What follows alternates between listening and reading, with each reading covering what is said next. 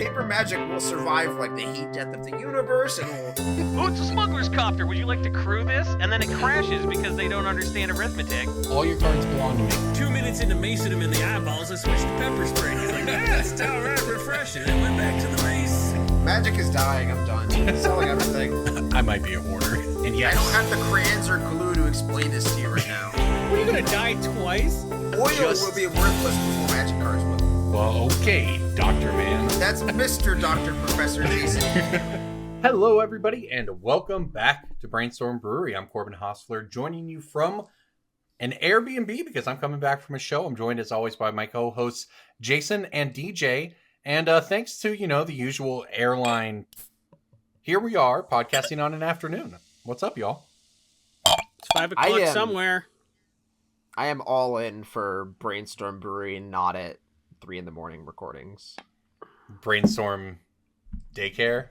We record at 7 p.m. Like, what are you even talking about?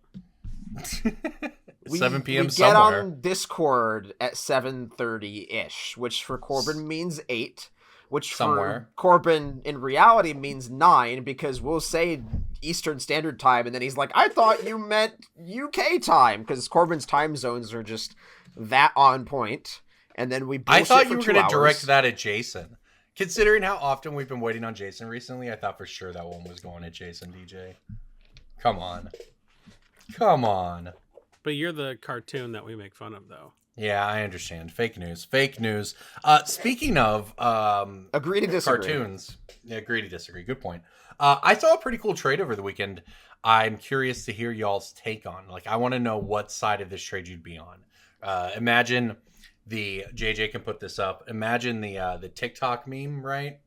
The trade is my thing, your thing, whatever. I don't really TikTok. The Corbin, point is, imagine that for me. meme. That's what I'm trying to do. You can't see my hands, I guess. Yeah, I was making hand motions. Why are you making hand? This is radio, Holmes. I understand that. You're embarrassing yourself.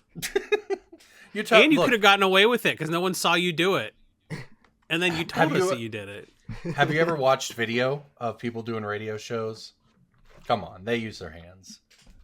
How could I see It video of helps them you. doing radio? That doesn't make any sense. I can't see radio waves, Corbin. I'm not can't fucking see Superman. inside the radio.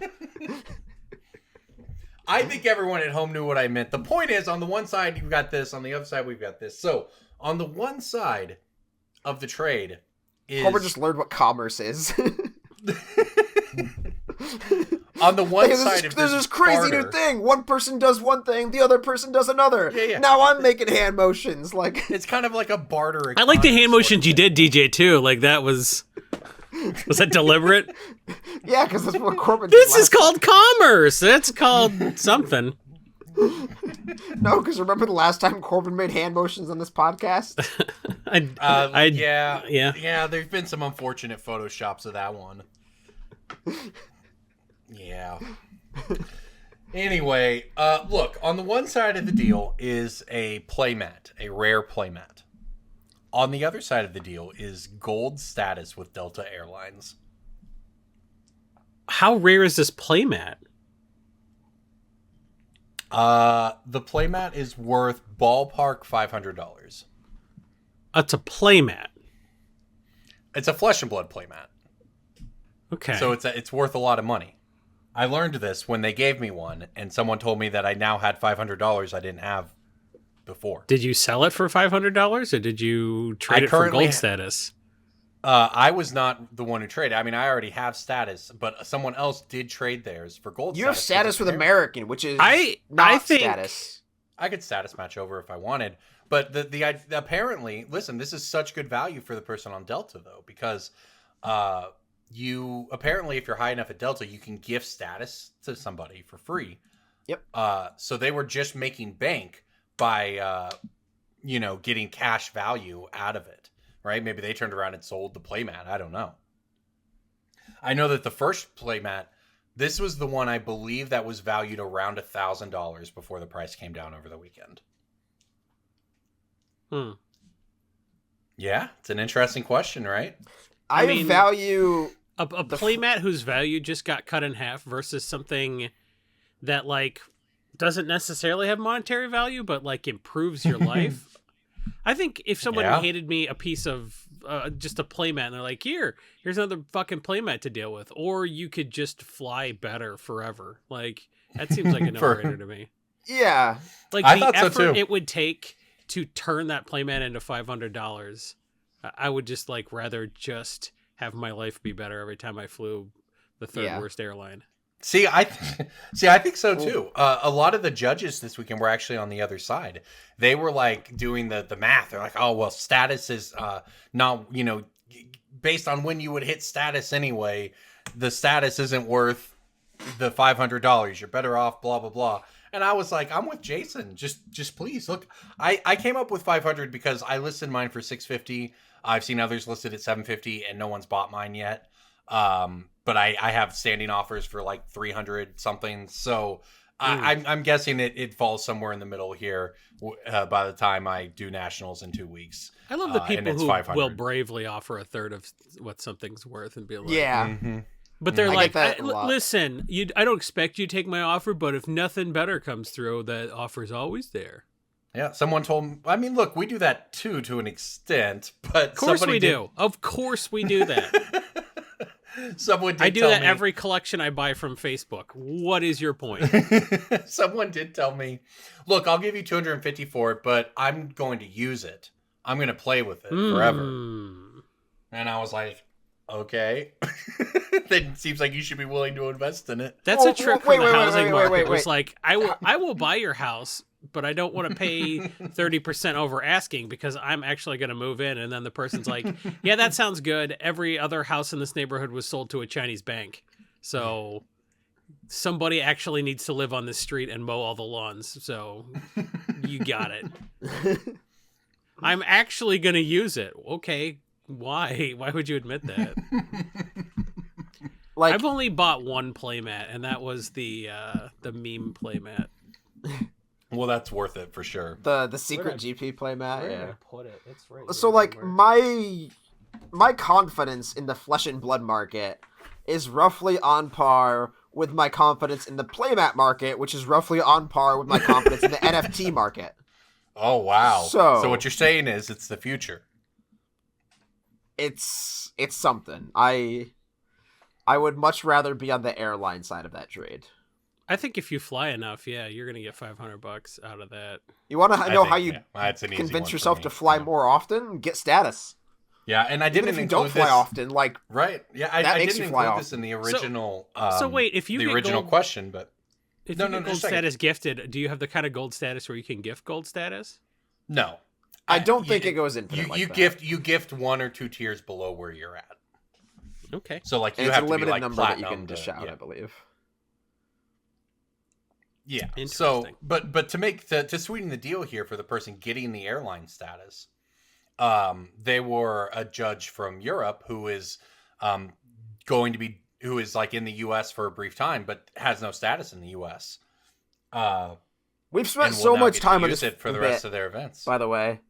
Yeah. Hey, it's a good trade. That's what. So? There's not a lot going on in Magic. We've got a wedding Yes, coming there up in a is. couple We weeks. got the or Mark something. Rosewater teaser. This is like the only thing I care about in Magic anymore.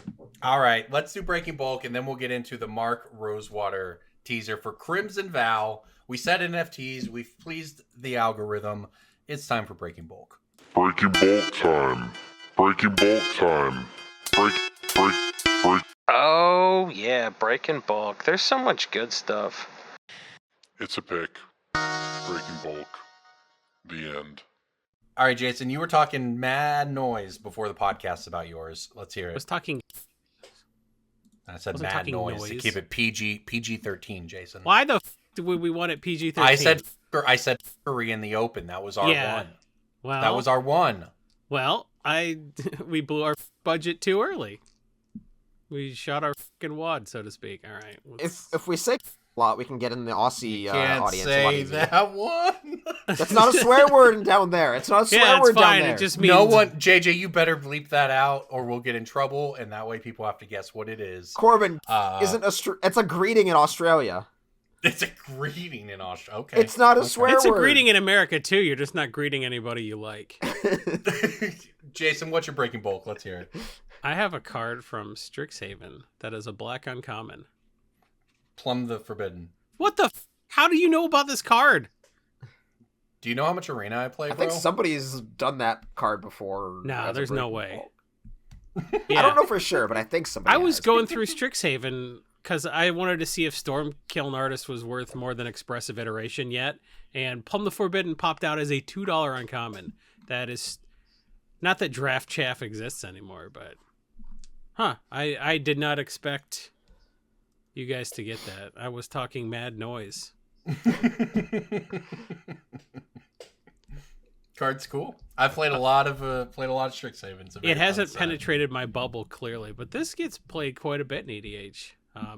Strixhaven's a really good set that got overshadowed by the fact that people only wanted the Japanese stuff from it, and once all that market quieted down, there was a new set out. So Strixhaven's got a lot of hidden gems. I think Strixhaven could be like the next Kaladesh. It's nuts. It's a very good set. Yeah, I mean, it kind of has the masterpieces too, right? I mean, yeah, because you can open up some kind of fancy, Mystical Archives card.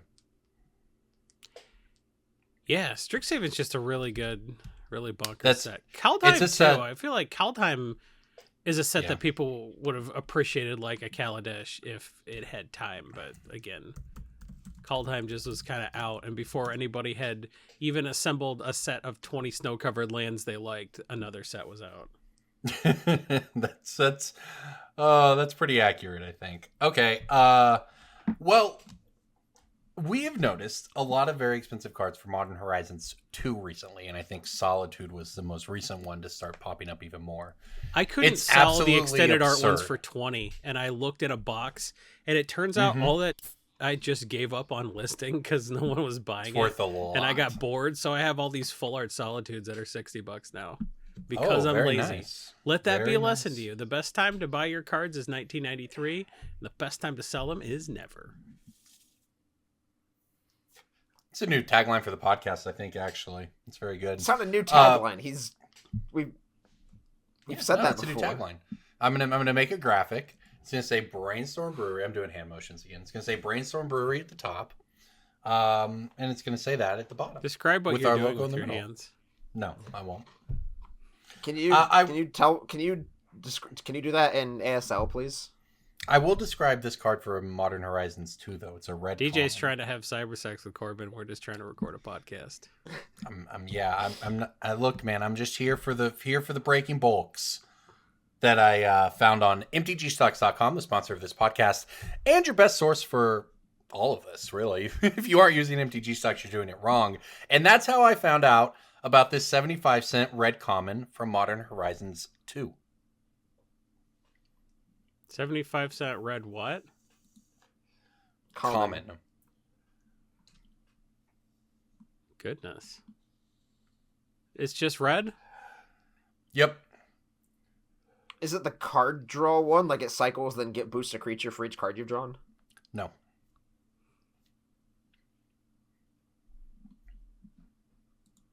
This isn't an EDH card, is it?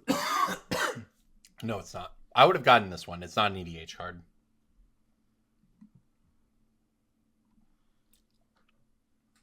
It's a competitive. It's a competitive card. Is it that instant. burn spell? Yeah, I would assume Unholy that's what you're... Heat? There you go. Yep. Unholy Heat. 1 mana instant. Deals 2 damage to target creature or planeswalker. But if you have Delirium, it deals 6 instead. So this is... I think I sent a German foil one of Yeah, those. DJ sent me a German foil one of those. Oh. Nice. Well, the English foil is about $2, Heilige so Hitze. don't know what the German foil is worth, but I know that this card is very, very, very good. Modern Horizons 2, honestly, was probably a mistake, just like some of the previous sets that have pushed Modern, but with how many broken cards are coming out of it. But even this is an example of a good addition from the set. It's very good at answering Liliana's and Jace's and blah blah blah. It's a very nice card to have. It's also a card that gets played a decent amount in Historic. Not that that really matters for this, but look, Modern Horizons 2 came out at sort of the height of the pandemic in terms of lockdowns, and there's basically none of it out there, and all the cards are broken. So be like Jason, find some, that you forgot about. Or it's don't sell all your boxes. I'm sitting on a ton of sealed product just because I don't feel like opening it. And I think, honestly, all my laziness-based moves have panned out better than my ambition-based moves. So I'm going to transition to a more laid-back approach to MTG Finance, where you just go through a box later. I think that was like, oh the shit, these are definition $11 and I have 14 of them. Yeah, I think that was. I mean, sometimes you do that, and then sometimes you rooftop storm it, though. So, like, I think you just described the definition of privilege there. Actually, it seems like all the things I just fucked up on worked out better than the things I tried. It was that quote about shitting the bed or not shitting the bed. That's right. At least I tried. Shitting the bed is not better than not shitting the bed.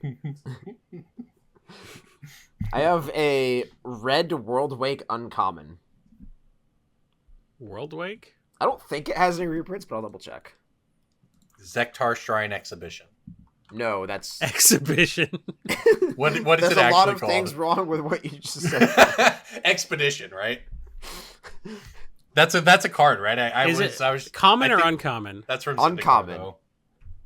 It has 0 reprints. Is it the Goblin Lord thing? It is. It is Quest for the Goblin Lord. This is a lot of these quests and/or exhibitions, according to Corbin. Got him. Are worth a lot of money, like, and they should be picked out of bulk. And this is one that has. I thought it was in. What if somebody had just guessed how many reprints this one would have? I would think they'd guess 2, which is this and like Duel Deck Goblin something. Yeah. But it's avoided reprints for this entire time. It's just like a simple little. Basically a 1 mana +2/+0 for all your goblins in Commander. They're good cards. The expeditions are good and the quests are good. And occasionally one will just pop because a way to fulfill the requirements on them got easier. Like the one that untaps all your creatures. Renewal. Yeah, Quest for Renewal. Yeah. Yeah, that just popped recently because of all the remember elf decks going all the way back to Standard. There was a Quest for the Holy Relic deck that used Ornithopters. I'm sorry, Mimnites and Glinthawks. Yeah, to pick up those artifacts and trigger a quest for the Holy Relic on like turn 2 and put an Arginum armor on your creature. You put Arginum armor on a Squadron Hawk. It was very funny. Yeah, it was amazing. Fun.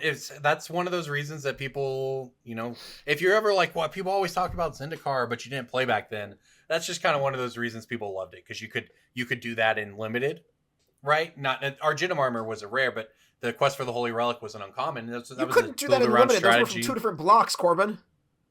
Right, that's what I just said. You can't do Arginum armor, but you can do the Quest for the Holy Relic in that draft format, right? That's why people really like doing that format, because there were just a lot of different things you could do. And then the constructed format around then was also really fun. Up until a certain new Phyrexia set. Yeah, wow. Standard was real cool up until Batterskull happened, and among other things. True. All right, well, DJ?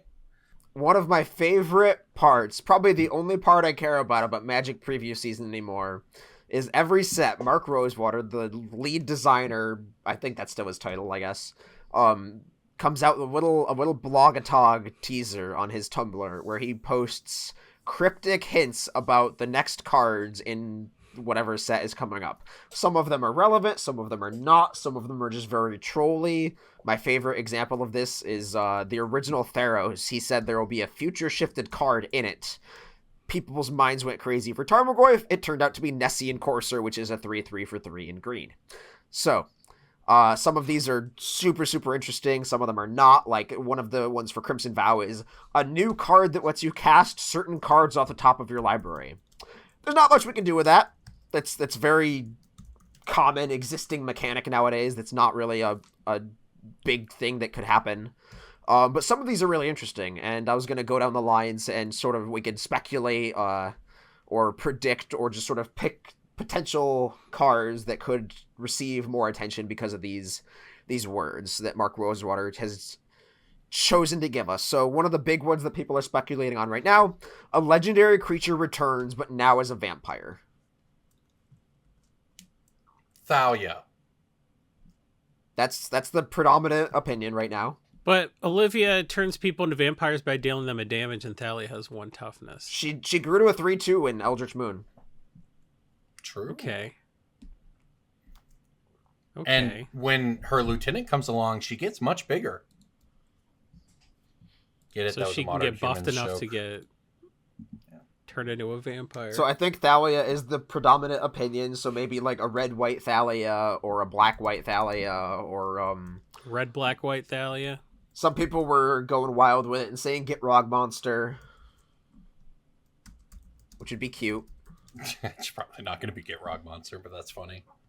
But there's overall like not a lot of potential like actionable decisions from that line of text. One that there is or are whatever.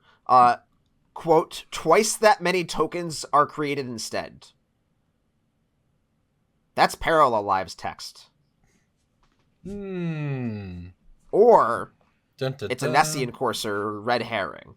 So Or I it mean, could be a Parallel functional Lives- reprint, which would be great. I could use more of those. Like, if it's a functional reprint and it's not the same card name, that would be insane, because That would then be that makes great. it so there's Parallel Lives and Anointed Procession and Doubling Season and whatever this is. Correct. If this So- was green and white, it might be a little more fair. Because Parallel Lives, right now, with 0 reprints, is roughly $50, which is insane. I really should just sell all my Parallel Lives That's before that's next the week. that's the decision I think that we reach on this, is just there's so little to gain by not selling your Parallel Lives. There's so much to lose by not selling your Parallel Lives. So like, just dump them. Just dump those. The Anointed Processions. I don't think Anointed Procession gets a reprint here, but like, Well, here's another thing. As soon as Parallel Lives gets crunched out, which means that someone says, based on the set numbers of the cards that we've seen, it's impossible for Parallel Lives to alphabetically be card 207 or whatever. And when that happens, the price probably goes up, because this is like the one chance to reprint it.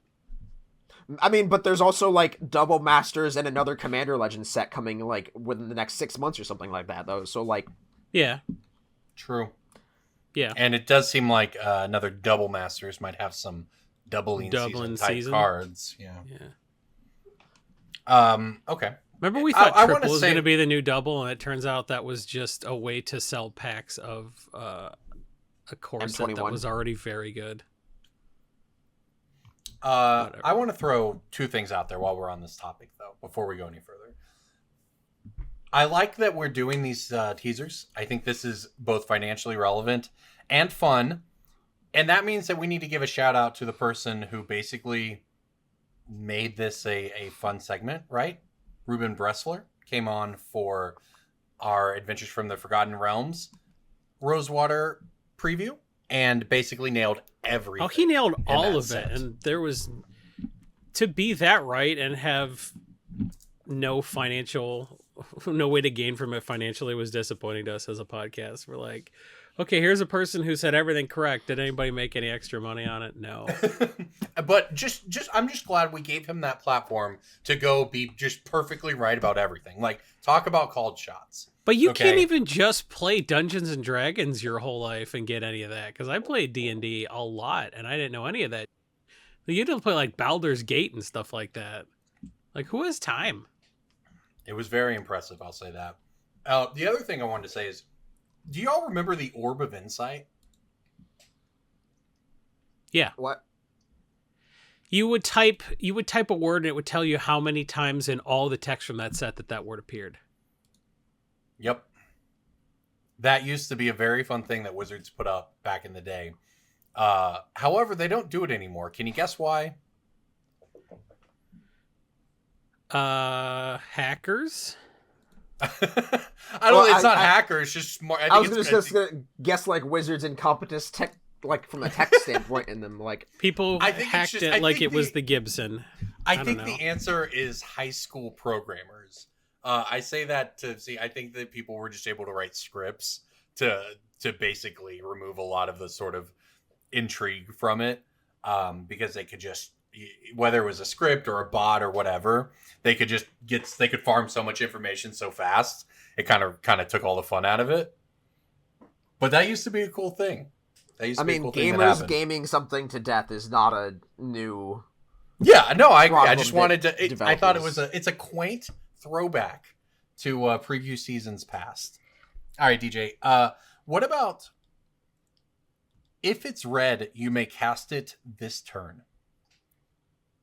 What do you think that means? Do we think this means that? That's It's so probably- open-ended. It's another chaos draw thing where it's like you can look at the top card of your library, and if it's red, you can play it. That's what I was thinking. It's just some kind of like impulse draw effect where you Okay. temporarily have access to the cards. That's not any mechanic or anything that you guys from any old sets. I mean, it's like Okay. an unnamed mechanic. It's like Escape Sure. from the Wilds, where it's like these cards are exiled temporarily until your Sure. next turn you may cast them, and this just has the words red Yep. card stapled to it. Okay. If you Well- like Escape from the Wilds, you'll love the video we made previewing the card Escape from the Wilds. You can still find it on our YouTube page, youtube.com/Brainstorm Brewery. Check us out. While you're there, like, subscribe, finger blast the bell icon, So- donate to our Patreon, donate to our, is it Coffee or Ko-Fi? Because I don't people are think we like, have buy me one. a coffee, and then it's Kofi. Is that, I feel so old. Should I pronounce, are Gen Z people going to make fun of me if I call it Ko-Fi? It's got Fi in it, like Wi-Fi. You don't call it Wi-Fi. You call it... we don't have one. That's what I'm saying. If you wanted to buy us a coffee, you can't. We don't drink coffee, and we don't have a Ko-Fi or a coffee or whatever that is. But we do have a Patreon, patreon.com/BSB. Go there. Buy us... we won't buy coffee, but we will buy Patreon perks because we basically break even on the Patreon because we're not good with money. So if you want to give us some money that we will immediately blow on perks for you, go to patreon.com/BSB. You can have access to the Discord, and there we will remind you to go back to YouTube because you still haven't gone to YouTube and liked this video. So you should do that now. It all comes full circle. Thank you, Jason. Yeah. So, another one of these that I'd be remiss if I neglected to mention. A popular and powerful creature card from an Innistrad set gets reprinted. This is a reprint. Like, he did this literally Huntmaster of last the set. Fells. Right? You think so? I don't think it's Snapcaster. It cannot be Huntmaster of the Fells. It wouldn't be a reprint. Like, Huntmaster doesn't work with the werewolf mechanics from this block. That's what I'm saying. They'd have. Yeah, but they don't care about that. People are building Tovolar. They don't care. But They're not gonna Jason, it's not reprint it Huntmaster. in the. It's gonna be Huntmaster. Spicy bet? No, I'm doing a bit. Jesus, I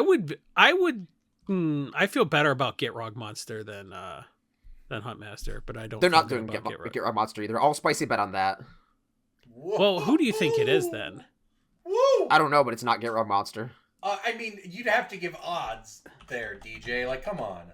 Like, well, okay, so my logic for it not being Get Rug Monster, and I am 100% confident in this, is because whenever they reprint, like, whenever they put new named characters into standard legal blocks, they advance the story and mechanics of the card in some way. Like, there's Thalia 1 and 2, there's Olivia 1 and 2, like, there's not going to be a reprint Is the of Get Rog Rug Monster Huntmaster important? of the Fells wasn't legendary. Right, but Huntmaster doesn't work mechanically because, like, it's a different kind of werewolf. I get you.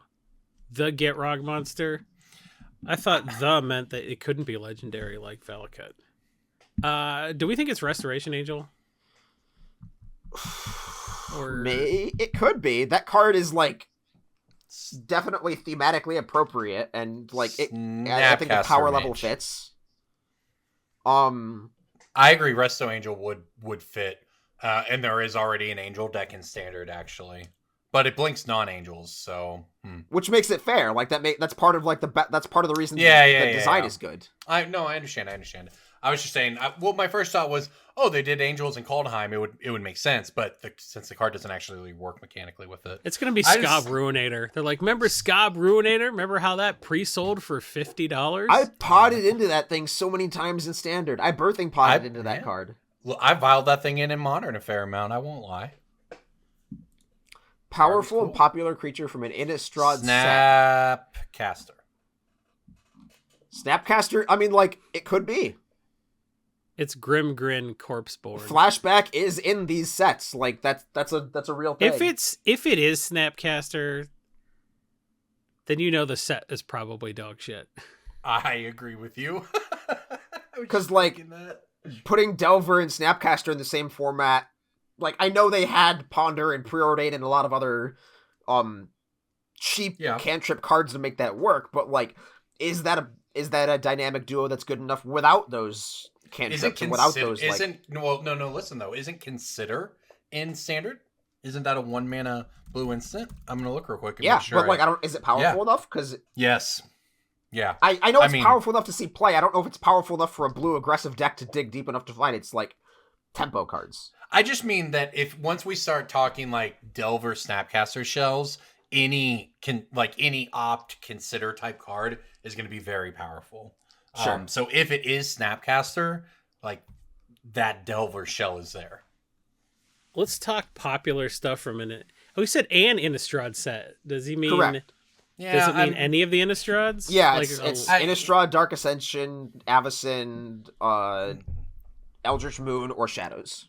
But there's so many it could be. It could be Thing in the Ice. Right. But it also means, it could be Thing in the Ice. But they already did a Thing in the Ice ripoff with the Smoldering Egg, so... No, the Thing in the Ice ripoff was the Merit Lange from Modern Horizons 2. Sure. In fact, I think there's actually another card in Midnight Hunt that also works in a similar way. I don't know. We'll see. Should be fun. I'll tell you what I don't think it will be, though. I don't think it will be Tree of Redemption or Tree of Perdition. Why do you think that is the case? Because another one of these clues is that the rules text, choose a number between 0 and 13 will be showing up on a card. What about Tireless Tracker? Could easily be one. Oh, it could be Tireless Tracker for sure. Anyways, it could be like 0 or 13 makes in Innistrad sets makes me think of trees, right? Or Triskaidekaphobia. There's like a million cards in these sets that have the number 13 on them that aren't tree. We'll see. So, I don't know. Like, I do think there will be another tree because like they'll do the next stage of tree of whatever. I think we'll get a third one, not a. I think we'll get a third one, not a. What's the difference? What's a middle ground between redemption and perdition? Tree of neutrality. Well, your life Jason, total becomes 13. All right, look, listeners at home, I know you're too embarrassed to say it, but don't worry, I'm here for you. The definition of the word perdition is, in Christian theology, a state of eternal punishment and damnation into which a sinful and unpenitent person passes after death. Yeah, I know what perdition means, man. Yeah, it wasn't for you. Go on, though. A new mechanic... Whatever. A new mechanic that removes something never removed before. Emblems? If this is a way to interact with emblems, I'll be very happy. Me too. But like emblems historically like haven't really needed to be interacted with, have they? Well, some like the Chandra one that goes on you, that sucks.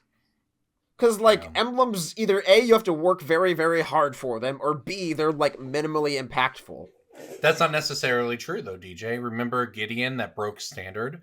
It could make an emblem for just when you played it. I don't think that was a fault of, like, the fact that it made an emblem. I think that was a fault of, like, the rest of the card design. I understand that, but you said that, emblems are things that you have to work really hard for, but... That's not necessarily the case. And what else has never been removed before? Make other sideboard cards. You could remove their playmat. You can make them have to play without a notepad. A new mechanic makes like, I think I'm at 7. You're like, I have 6 written down. Then the judge comes over and he's like, can I see your notes? They're like, I don't have a notepad. My opponent removed it. And then they're like, well, I guess you're at 6 then. And then you get them for exacties. What if you could do that? What if you could remove their notepad? What if you could remove their sleeves? That's never been removed before. We should have had Jim Casale on this cast instead of DJ. Literally lost a coin flip, and now this is our life. Yeah, you definitely needed more people with 8 Simic decks. That was the thing you're missing. That's true. I'm just sitting here racking my brain trying to think what else this could be, though. I'm just embarrassed for you that you think a Teamer deck is Simic. It's all Omnath. Like, we're all Omnath down here. Okay? Come on. It's Get just back Simic with to the extra point. steps. Let's break magic and figure out what mechanic will be interacted with. I don't know. I think emblems are probably the most likely, but we'll see. A mechanic that first appeared as a faction mechanic returns. Bloodthirst? For the vampires? Yeah. Vampires have traditionally had like a +1 counter theme. And I mean, there's literally vampires with Bloodthirst that exist in Magic already. They from did it in Core Set M10 or some 2012. shit. Yeah. Oh, that's right. But it was originally a faction mechanic for Gruul. Graft. I mean, that's not like impossible because of slimes. Like, there's enough slimes in Innistrad that like, and like graft like with zombies and stitching. Like, it's not impossible. I don't think. Take I'm Graft gonna- from Simic and just put it on blue-black cards. That'd be sweet. Yeah, like that's. I'm I can going to go with a called shot here. Jumpstart. Kickstart? No, what is the Is it mechanic from GRN? It's a mechanic from Jump, what is it? Jumps. I think it was Jumpstart. I think it's Jumpstart. Okay. So That's it what I doesn't think it would work be. with any of the flashback stuff. Yeah, that's the way to do it. Jesus. What are you we talking printed about? Snapcaster with Jumpstart cards. We did it. Hey, you like your werewolf deck with 2 different kinds of werewolves? Well, you'll love 2 different kinds of flashback. No, It's you Jumpcaster Mage. Jumpcast. Yes. He's wearing it's just Snapcaster's art with sunglasses. It's a preview card from Tokyo Neon Dynasty, baby. Look, the point is, you have a Jumpstart card in your graveyard. You can discard a flashback card from your hand to cast the Jumpstart card from your graveyard. No, you can That's pitch the certainly a disturbed. called shot. You can Okay, pitch so the disturbed card from your hand to play the Jumpstart from your graveyard. Now, maybe not with flashback because that gets really deep into like then there's just a lot of graveyard recursion mechanics, but that's where I'm at. So I'm scrolling further down, and I think I have another called shot. I have a big called shot. Okay. So we've reached the creature type lines. Like, some of these are creature angel soldier. That's not particularly new or exciting. Creature serpent egg. That's kind of cool. Legendary creature human peasant. I'm gonna call the name on this one. Legendary creature human peasant. It's Steve, who complains about the reserved list. That's something that's never been removed before that I would like removed. People who complain about the reserved list. Put Steve in the secret lair. Go sign the petition on my Twitter. Yeah, @Chancellor. that's a serpent egg right there. It's a avian egg. Just means they don't have a profile pic on Twitter.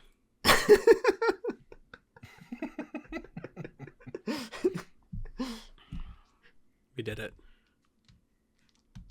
Afternoon comedy can work, guys. Come to my open mic at 2 p.m. at a coffee shop. If you control exactly 13 permanents. I mean, I do think that there are some actionable decisions here. If you're solely listening to this podcast for financial information, which you shouldn't be, there's like the obvious vampire tribal stuff, spirit tribal stuff that hasn't gone up yet. Like there's cheap budget spirit tribal stuff that you could just like get in bulk or like squirrel aside, and then like your spirit lords or stuff are worth 30% more. I think that's fine. Stuff like whenever a human you control dies. I also have a pick of the week that is based on this teaser, but I will save that to the end. All right. Cool. Well, that's the end of that. You know what we're segment going to do instead before pick of the week, Corbin? Because I just grabbed the wheel handle and I'm jerking it around. We have an email from a $20 patron. I'd love to read this email. Let's hear it. This is from Greg Leduc. Hey guys, looking to do a chaos draft with some friends. I'm having trouble finding reasonably priced seal boosters. Jason has been less than helpful, only wanting to peddle his alliance packs, and I was hoping that Corbin or DJ might be able to point me in the right direction. Literally word for word a conversation we had. It's like, do you have any old packs? I'm like, I got alliances. I know the price of older sealed products will be high. I'm just trying to put this thing together without breaking the bank or triple drafting Theros. For the sake of good content, what would be the set you guys would be happiest to get in a chaos draft? Really enjoy the content and appreciate any direction you can provide. Thanks, Greg. P3K, baby. Everything's worth money from P3K. Plus, all your creatures with horsemanship are unblockable in a chaos draft. That's pretty saucy. I'm going with P3K as my dream pack. Final answer. I think my dream, like my one of my favorite packs to use for chaos drafts is something from the original Time Spiral block, because you can guarantee that as that pack goes around the table, everybody will have to read every card. Like, you can think like, oh, I know all the cards in Time Spiral. I know, like, Locket of Memories and, like, all the weird shadow stuff. But, like, there's still cards from Time Spiral block that I have to read while going through bulk. Like, I have a conspiracy theory that Wizards employees sneak into the houses of all the children in the world and, like, print new cards from Time Spiral, put them in their bulk. Like, that set just has infinite cards. Yeah, if you're like, I know all the cards from that, you can name 15 and there are over 300. Yeah. That's Magic sets are weird. There's cards from that set that are like, this has Shadow and Retrace and, like, Rampage 4 or whatever. It's just like...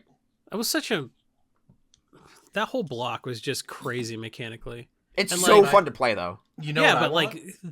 It was Lorwyn and Time Spiral at the same time. How did anybody go to F&M when you were going to play Sonic Boom and... I won an F&M with Sonic Boom, and it just didn't feel worth it to me. No one had fun. I gave me my prizes, and I was just like, I hated that. We had to play 5 rounds. And I went to time every time. People complain about standard now because there's 1 6-mana extra turn spell. Won a game because I drew my 4th desert to kill a 4/4 that was trying to kill me. Was not worth it. Okay, but I want to open a pack of whatever the newest set is because the power creep is broken. Oh, fuck you gamer. You gamer. Maybe War of the Spark. Lots of planeswalkers there. You know the pack goes around the table, right? Yeah. Yeah, I'll get the best one. Yeah, and then you have to... You just introduced 15 other planeswalkers to the pod. You did it. Okay, but for an actual better take that answer, Spark Harvest. You're gonna need it. Maybe conspiracy, and you could Conspiracy get 2 would be a good one. Yeah, whatever. The one that allows you to take the card and then later take 2 cards from a pack. Yeah, like That's the card that lets you trade after the draft. Deal broker or whatever. Those would be some cool ones. Yeah, for sure.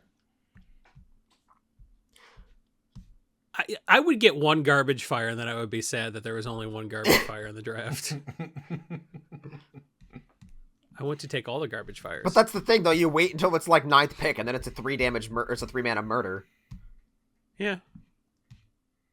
Cards. Yeah, packs like that are interesting. But for an actual answer to your question, so you're right in that older sets are traditionally harder to find for a reasonable price because they're always so low volume that stores need to price them at a high enough number to make it so that the time they sit on the shelf becomes worth it. Like, I'll buy loose seal boosters, but I don't think any store will offer a reasonable margin on them as a buy list just because they do sit on the shelf for forever, and the number of people that are looking for that particular set for a chaos draft is always so infrequent. So it's like, I own, like, Renaissance packs from 4th edition or something like that, but I've had them for years because no one wants them, even though they're actively listed. So the way I end up getting them is just go to you just have to go to an LGS, I think. Yeah, my recommendation for you, and your LGS or the vendor you select will love you for this. I would love you for this.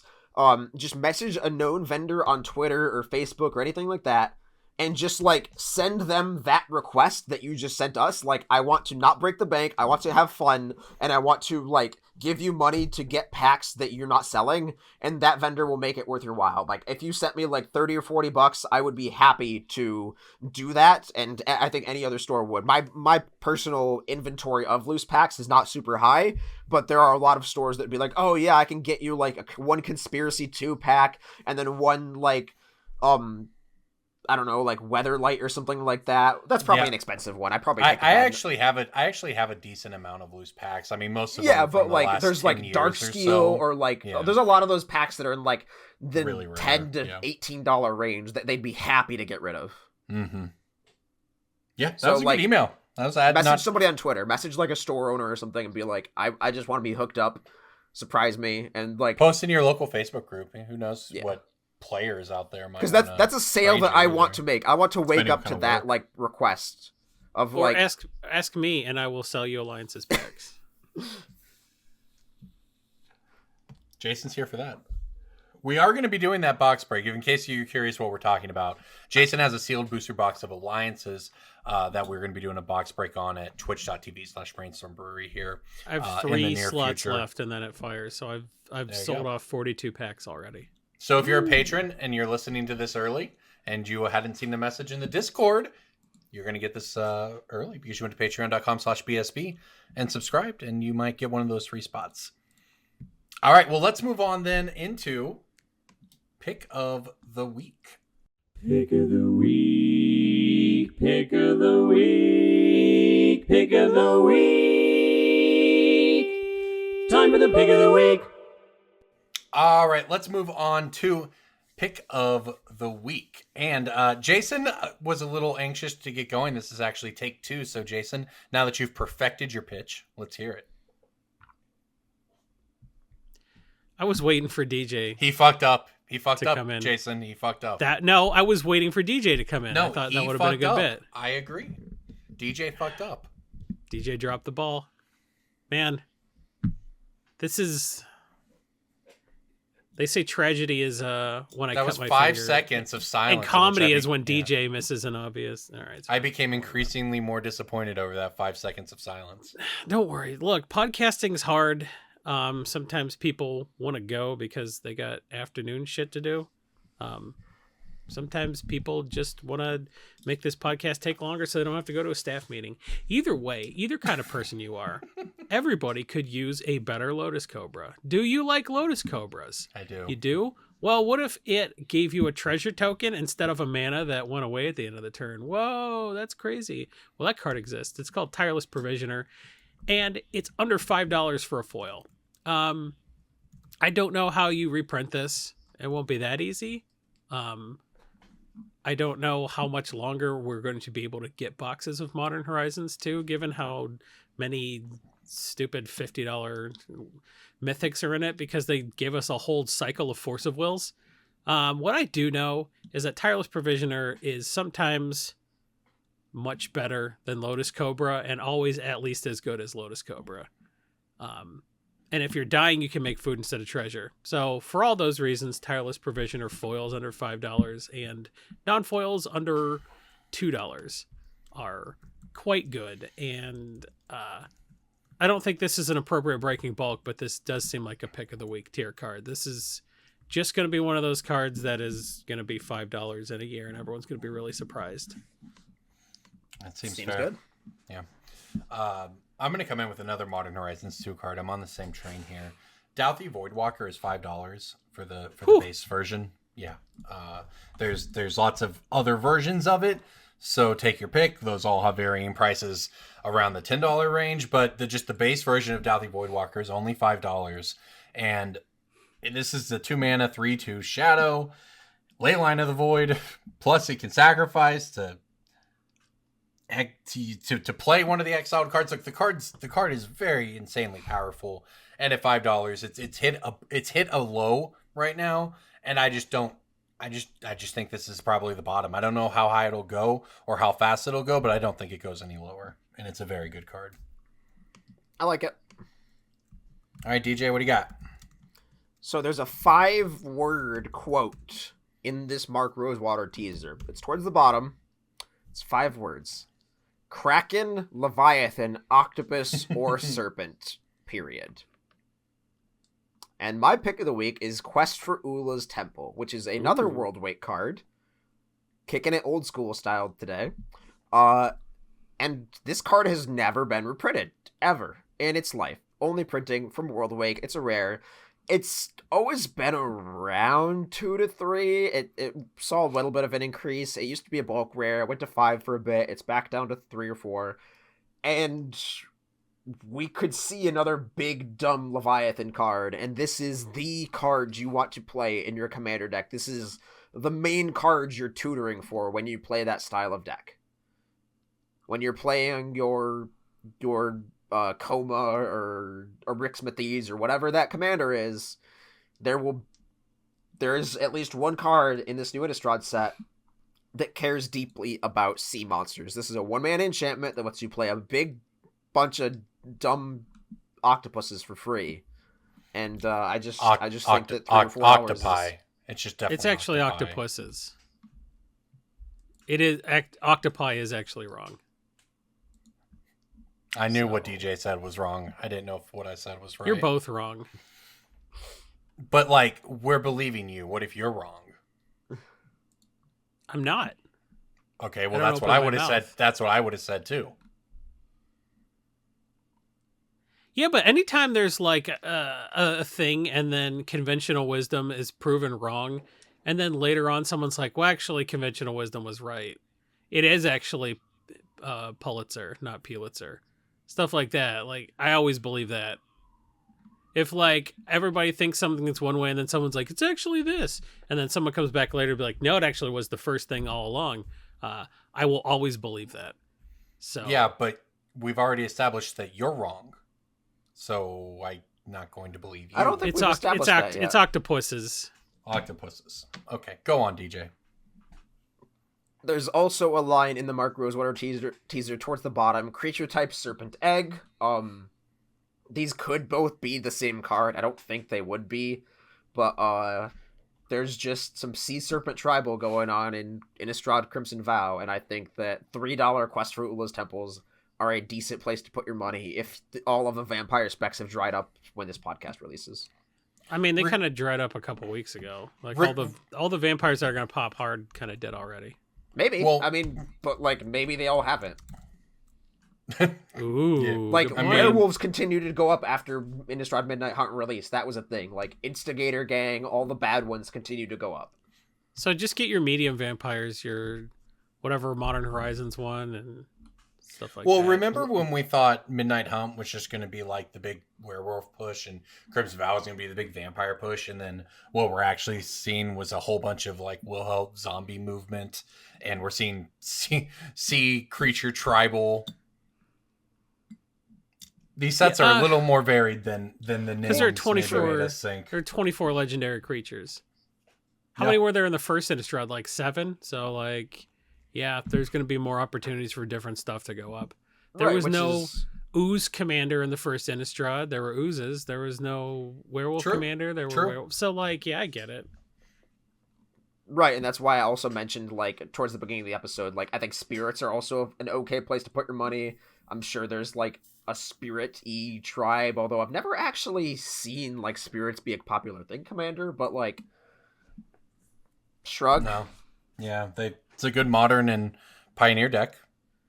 Yeah. Not so much commander though. Because spirits are like 1/1 and 2/2, and then in Yeah. EDH it's like, oh yeah, all my creatures are 25/25 trample. I think it vigilance. also might be because of just, like, from a lore fantasy perspective, it's so much easier to, like, unify under the banner of, like, what zombies are in Magic, which is just, like, this recursive reanimated undead hordes. Vampires are, like, this noble aristocratic, like, steal your stuff / like, bloodthirsty theme, and spirits have always been kind of, like, disjointed in Magic the Gathering. Like, True. it's so hard to put, like, Innistrad Spirit next to Kamigawa Spirit and be like, these are the same thing.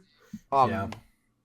But like, we could see spirits see a resurgence with Kamigawa Neon Dynasty, so, like, I still think that that's a decent place to put your bets.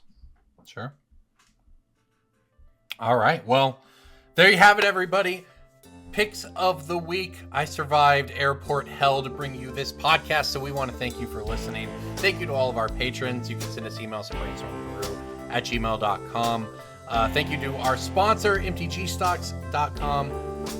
Thank you for listening to the podcast. We'll see you next week.